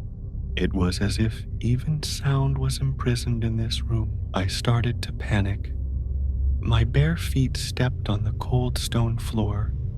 My head spun. I felt like I was being punished for something I couldn't possibly remember. I began walking along the walls, my hand gently gliding, searching for traces. At first, I only saw small scratches, like those made by fingernails. But then, as my eyes adjusted to the weak light, I realized they were drawings, scribbled lines, but still clear enough to see a man holding something like a knife. On another wall, I saw the scene of a person being dragged across the floor. Rough, distorted images. But there was something terrifyingly familiar about them. Then I remembered I was the one in that picture, the one holding that knife. Each scene appeared vividly. I strangled a woman. I stabbed a child. I couldn't believe that I was the one who had done those things. In a state of confusion, I screamed, clawed at the wall, trying to erase those drawings. But the more I did that, the more new lines appeared on the walls. Then I heard hundreds, thousands of whispers echoing in my head. They blamed me, cursed me, reminded me of every face I had killed. And when I collapsed in exhaustion, I realized this was not a real place. This was the prison of my mind, where my soul was being confined for the unforgivable. I didn't know how long had passed. Time no longer had meaning for me here. I didn't die, but I didn't live either. I no longer felt anything in my body. All I had left were memories, haunting, wrapping around me like vines that bound me tightly. Ethan sat in the dark room, staring at his laptop screen. On it, a girl sat motionless in the shadows. Suddenly, the girl displayed a crazed expression, an image that haunted Ethan forever. Ethan was a famous writer, known for his spine-chilling horror stories. Lately, however, his works were criticized for being outdated and lacking originality. The pressure from readers and the constant urging from his publisher had worn him down. Every night, Ethan sat in front of his laptop until dawn, reading through hundreds of terrifying tales, but none of them felt fresh or disturbing enough to stir anything in him. That night, around 2 a.m., his bloodshot eyes landed on a dark website. There were red letters on a black background with an enticing title, Untold Secrets, and a single button in the bottom left corner of the screen. View. Curious, Ethan clicked on it. The screen lit up with a series of brutal images of young girls being tortured. They looked like they had been taken by the very perpetrators themselves. The further he scrolled, the more enraged he became at the cruelty of the crimes. The painful expressions on the girls' faces felt like they were tearing his insides apart. When Ethan reached the final page, it was no longer images. It was a video. A thin, disheveled girl sat still in a dark room. She was covered in blood, her clothes torn to shreds. No one could tell how long she had been tortured. Suddenly, she slowly raised her head, her face covered in fresh, bleeding scratch marks. She stared straight into the camera and smiled.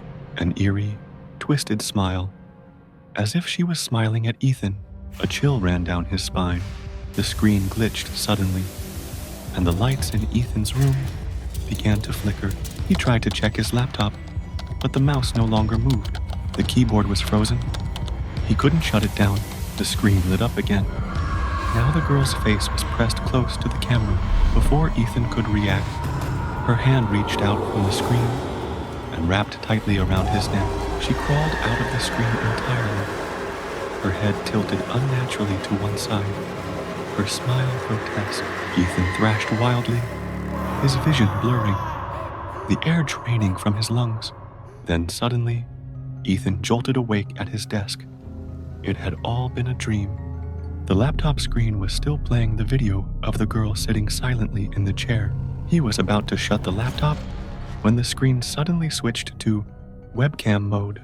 Startled, he saw himself on the screen, his pale face clearly visible. Then, behind him, the girl stood, smiling her twisted smile at him. No, it can't be. Why is she here? Before he could react, her pale hand reached up and twisted his neck. A few days later, the police found Ethan's body slumped over his desk. The computer was still on, displaying a black screen with red text, Untold Secrets, and a single word in the corner, View. A curious officer clicked on it. The screen showed a video of a girl smiling eerily at him. Anna grew up with letters from her sister, who was supposedly studying abroad in Australia. But the more she read, the more certain she became. Layla never left that house. Mrs. L's family has 2 daughters, Anna and Layla. Anna is beautiful, intelligent, and is always pampered by her mother. Layla, the younger sister, is not as beautiful and intelligent, but loves her sister very much. Their mother is a domineering, perfectionist person, always wanting everything to be perfect according to her wishes. One day, her mother told Layla that she would go to Australia to study to improve her future. On the day of parting, the 2 sisters hugged each other tightly, promising to keep in touch through letters. Years passed, and Anna received letters from Layla. The latest letter said that she would no longer be able to write to Layla, and that she did not want to return home after finishing school. In her dream, Anna saw Layla appear, but her sister's face was distorted and unclear. Anna woke up, her heart beating fast, sweat dripping from her forehead. Anna felt uneasy. She immediately compared Layla's letter to the old notebook Layla had written, and realized the handwriting was different. Anna saw a letter, handwriting identical to Layla's. The words appeared by themselves. Mommy took me to the backyard. I'm cold. Her hands froze. Anna stuffed the letter into her pocket and walked barefoot to the back of the house. She shook her flashlight. A musty smell rose. She dug. A decomposing body was revealed. On her arm, a rusty silver bracelet engraved with Layla. Anna fell to her knees, her eyes red, screaming silently. She opened her mother's door and pulled out the letter and the silver bracelet. You killed Layla, didn't you? I know everything! Why did you do this to her? Mom was stunned for a few seconds, her eyes blinking continuously. He doesn't deserve to live. He's a mistake. You're my everything. A cold wind swept by. She touched the silver bracelet. The lamp exploded, the fire flared, the room was ablaze. Anna stepped back. In the midst of the fire, Layla appeared, sad, standing in front of her mother. She was silent. She crawled to the door. Invisible hands pulled it back. A scream tore through the room. Mother died. Anna moved, but the old wound had not healed. That night, she woke up from an unfinished dream. The sound of small footsteps echoed. Looked up. Layla leaned her head on her shoulder, smiling as if she had never left.